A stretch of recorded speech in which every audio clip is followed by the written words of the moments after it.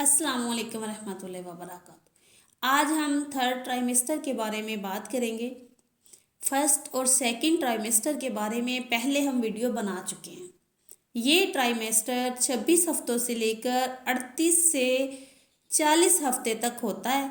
जैसे ही third trimester start होता है आपको मैदे में जलन, गैस, तेजाबियत, कॉन्स्टिपेशन हो सकती है।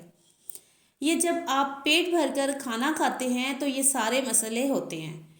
जैसे फर्स्ट ट्राइमेस्टर में कम कम और बार बार खाना चाहिए, वैसे ही 7वां महीना स्टार्ट होने के बाद आपको कम कम और बार बार खाना चाहिए। मिर्च और चिकनाई वाली चीज़ें कम लेनी चाहिए। इसबगोल का छिलका यूज़ करें। 20 मिनट भिगोकर रखने के बाद जब वो जेली नमा बने तब यूज़ करें। इसके अलावा सबसे इम्पोर्टेंट बात, आपको बच्चे की हरकत का ख्याल रखना होता है।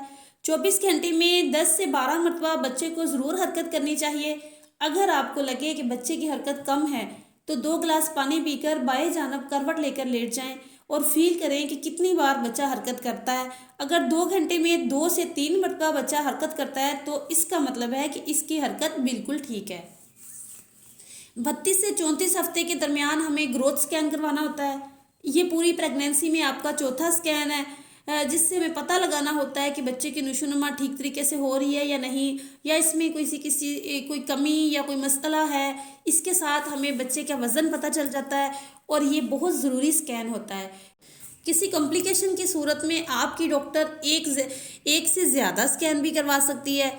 इसके अलावा 7वें या 8वें महीने में माँ को हिफाजती टीके लगते हैं जो कि बहुत ज़रूरी होते हैं माँ के लिए। इस ट्राइमेस्टर में हाई प्रोटीन डाइट लेनी चाहिए क्योंकि लास्ट 3 महीनों में बच्चे का वज़न तेज़ी से बढ़ता है और माँ के अंदर डेफिशिएंसी भी आ सकती हैं। डाइट अच्छी लेंगे, कैल्शियम आयरन लेंगे तो हड्डियों में पेन नहीं होगा। अक्सर ख़वातीन को एक टांग में पेन शुरू हो जाता है और ये एक नॉर्मल अलामत है। यूट्रस की वज़न की वजह से ऐसा होता है। जिस तरफ बच्चा ज़्यादा दबाव डालता है उस तरफ वेन्स में पेन नीचे तक टांग से शुरू होके पाँव तक जाता है। सोते वक्त अगर आप बाईं जानब ज़्यादा सोया करें तो बच्चे को ब्लड की सप्लाई बेहतर होती रहती है, बच्चा भी सेहतमंद पैदा होता है।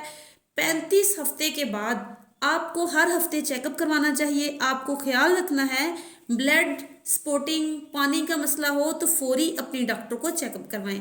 नॉर्मल डिलीवरी के लिए हल्की फुल्की वर्जिश आप लोगों को करते रहना चाहिए।